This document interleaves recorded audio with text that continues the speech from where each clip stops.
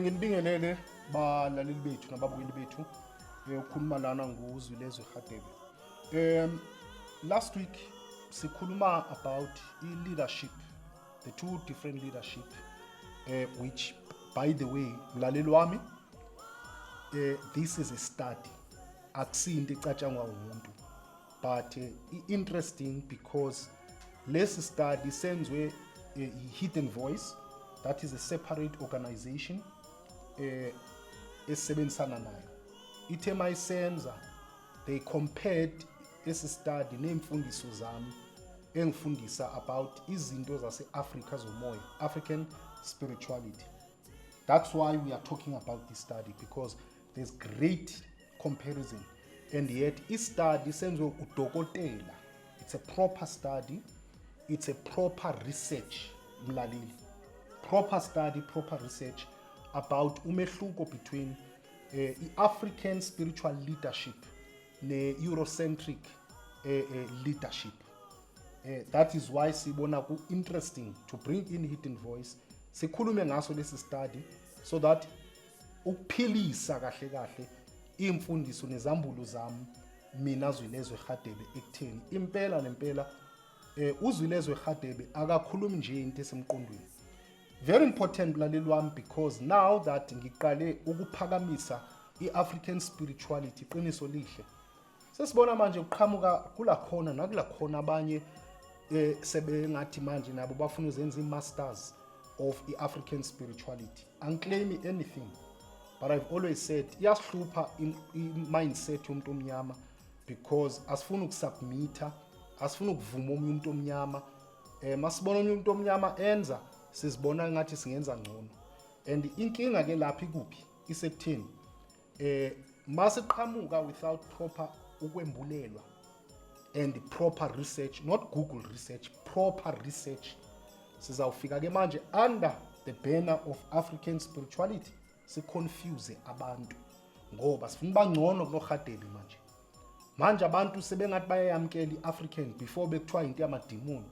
Sesiqhamuka nathi manje ku-YouTube, nabagcwele ku-YouTube no-Facebook namhlanje bakhuluma izinto abanye musuzibhekisisa kahle akusiqiniso, sidida abantu manje.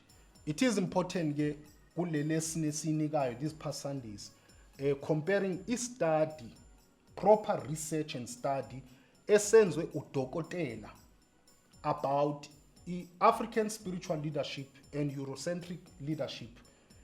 Comparing that to imfundiso zami, yile nto esikhuluma ngayo kulama Sundays, so that uhlale phansi and say no, uZwilezwe uthunyiwe and impela uzivula amehlo ngemfundiso zakhe. So last week engicabanga ukuthi sigcine sesiqhamuka namagama amabili through the study that are very important about Eurocentric, ngafaka ngathi religious leadership, abaholi benkolo abakhokhela ngenkolo ezibuya phesheya sibabiza Africa Eurocentric religious leadership, and then abahola ngokwesimo somoya senkolelo zendabuko sibabiza Afrocentric spiritual, indigenous spiritual leadership. Compare ke the two. Kungabe thina abantu abamnyama siyakwazi ukuhola na, siphiwe ukuhola okuhola kwethu sakuthatha kabantu abaphesheya. Namhlanje uPalisa uzaws from the hidden voice uzawusenzela ke comparison between Eurocentric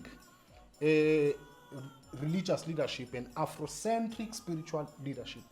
Over to you Palisa. Ndiyabulela tata, ndiyabulisa kuni bamameli nababukeli emakhaya. Njengoba sekachazile utata ukuthi there is a difference between Eurocentric religious leadership and Afrocentric indigenous spiritual leadership. I just want to give you principles are four of Ubuntu. These are the principles that Afro indigenous leaders embody. So masithi umuntu is an Afrocentric indigenous leader, sizambona ngezi principles or ngezi characters. This is based on the study eyenziwe Dr. Penelope Lowe. Dr. Penelope Lowe, the first principle is the principle of morality, because it contributes to an organization realizing its highest potential. Eyesibini uthi it's interdependence because it reveals the way in which individuals, groups, and organizations are interconnected. The third is the human spirit. It is as it entails people to unconditional respect and dignity when they create and receive wealth. And number 4, it totality, as it recognizes the need to appreciate every contribution made by members of an organization. Ubuntu emphasizes the importance of a community, and this contrasts with the Western world's emphasis on individualism. Ke ngoku ndifuna ukwenza imizekelo ngemboni zakwantu ezimbini. As the African Hidden Voices, we've nominated 2 spiritual guides imboni. Sizawuqala ngobawo umuthwa, the late ubawo umuthwa. Ndifuna ukubonisa ukuthi naye as imboni yakwantu, he did possess these characteristics of Ubuntu. Now ubawo umuthwa built in museums that aimed to educate black people about who they are and help them retrace their steps and go back to good values such as Ubuntu and respect. Ubawo umuthwa also created sculptures. Kwakungumuntu wayecreate sculptures. Kakhulukazi sculptures ezininzi were of female figures. This was to depict the goddess of creation. So ubawo umuthwa ngumuntu who believed kwi-importance yomuntu ongumama, because he believed ukuthi a woman was the giver of life. And then through imisebenzi yakhe emininzi, ubawo umuthwa gave Africans the opportunity to retrace i-roots zabo, philosophy, nobuntu babo, ubuntu, which is something that belongs to us. So wayebona ukuthi kakhulukazi abantu abamnyama, we had now forgotten ubuntu, this very sacred or rather unique character that we had as a black people. So through his works, wayefuna sibuyele back to who we were, abantu abamnyama. And then uba umuthwa, we all know ukuthi wayenganayo formal training when it comes to the arts. But through revelations zakhe, noguthi for his love for the African people, he wanted to express and to share oral tales and symbols of traditional and African spiritualities through incwadi zakhe. He's written a lot of books, and he's also wenza drawings ezininzi to depict indlela zakwantu. And then the second imboni is ubaba uZwileze uRadebe. We know ukuthi he's founded and leads the Revelation Spiritual Home. Now with the Revelation Spiritual Home, it's an institution apho abantu are educated, bayafundiswa ngobubona as an African people, because you cannot go forward ebomini ungazazi ba ubuyelaphi. So that is what ETRSH aims to do. And then imboni yaqala futhi i-Youth Academy with the aim to groom abantu abancinci to become affluent leaders who are founded on African indigenous spirituality. Also imboni also champions distributors model, because wabona abantu abamnyama kakhulu have been marginalized with the economy. So through this model, imboni wants to bring back abantu abamnyama back to the economic playing field. Imboni also founds and chairs a very big religious organization called Inkululeko Yesizwe. Apho sibona kakhulu ukuthi i-leaders zakwantu zenkolo azihlonishwa. So through this organization, Imboni aims to bring dignity to traditional and spiritual leaders. Also, Imboni founded the African Center of Excellence. Now, through this center, abantu abamnyama kufuna instill the good moral and ethics in black people, and to groom a generation of mentally free Africans who are conscious about Africanism and who understand the power of being an asset as opposed to being a liability. So yona ke tata i-research besize nayo ke namhlanje. Siyabonga kakhulu Palisa. So I think mangibheka between these examples esizibonayo,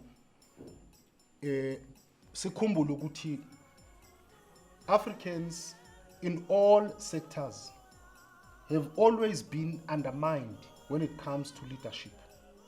Undermined by the Western world, bantu abamhlophe to be precise, and unfortunately undermined by the other black people. I've explained why black people, mental slavery, because umuntu omnyama once was a slave. Therefore, we'll always view omunye umuntu omnyama as a fellow slave. not somebody angamlandela, not somebody angamhlonipha in a leadership position. Abantu abamhlophe-ke, not bonke, but in the past they were our bosses. So when it comes to matters of spirituality, leadership, abantu abamnyama aba-leader i-religions ezibuya phesheya, as we said before, asiba-classify as Afrocentric spiritual leaders, siba-classify as Eurocentric religious leaders, because baki-leadership positions, whether athi umuntu unenkonzo yakhe or uki-leadership yebandla lakhe. But because elivangeli analo ne-culture, everything on earth in a culture. Maulida ivangeli that is not indigenous to Africa. Elo vangeli line culture ya overseas. Mage leader, therefore, leadership yakhe because of leli vangeli analo. So wenze le example mlaleli wami, ngalahle kakhulu ngalamagama. That is why namhlanje ubona ibandla inside of a township elokishini yabantu abamnyama. Mawungene ebandleni kumnyama ezitulweni, every member umuntu omnyama. Esibingelelweni i-founder or a leader webandla ngumuntu omnyama. Kodwa strange enough, intshumayelo i-English. Now uyazibuza ukuthi manje ubani lo shunyayezwa nge-English ngoba akho muntu wesilungu la. I-culture yeli vangeli aliphethe umfundisi. Umfundisi le gospel ayiphethe athi ngiyakhe. Noba angathi ngeyakhe, kodwa insusela yalivangeli lakhe akusiya Africa, iyaphesheya. That's why umfundisi ene culture yokuthi uma eshumayeza abantu akhulume ngesilungu, because umqondo wakhe umfundisi ngelivangeli analo sisilungu. Ilento engikhuluma ngayo iculture. So lo mfundisi noba ngabamnyama, ivangeli aliphethe ne leadership yakhe i-under Eurocentric religious leadership. I-leadership yakhe si-classify under abantu abamhlophe. Now, aba bamnyama siyeke enkonzweni, siyeke amanye ama-sectors. Aba bamnyama abantu, i-leaders kwinto zenkolo, like yena ubaba uMuthu, we-undermine. Niyamkhumbula ulate ubaba uMuthu ephila. Yes, bevele ema-TV. Masikhulumeni iqiniso, bebengamvezi as a hero. Mawubabheka kahle, bengathi bahlekisa ngayo because of indlela agqoke ngayo, nani, isangoma. If uyabheka bebemveza more or less ingathi kuhlekiswa ngaye because undermine my African leadership. But Upaliso speak very good example of two leaders here who fit a profile.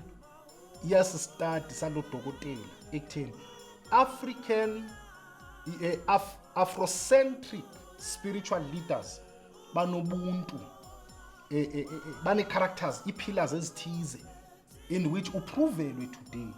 Baba uMuthu build museum aim to educate abantu abamnyama nobalekelela ukuthi babuyele emuva ukuthi bangobani, because impande yomuntu ibalekile. Wa creator sculptures ubafundisa about the female, that umuntu wesifazane in today sibhekene nani, asibhekenanga ne-abuse yabantu besifazane. But Afrocentric spiritual leaders dealt with these matters because inkolo zakwantu deal with i-matters zethu. Masibheka amabandla phesheya, yini asifundisa yona besides ukusitshela ukuthi masibe nokholo, sibe nethemba, sithandaneni, which is good. But inkolo zaphesheya zisifundisana ingathi. I think Palisa, last corner today, we really need to focus now on these comparisons and say the Eurocentric religious leaders or institutions yini ziyasifundisa ngobuntu, zisifundisana ingathi.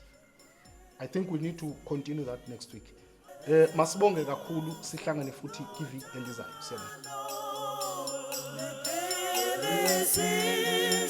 Africa, prophet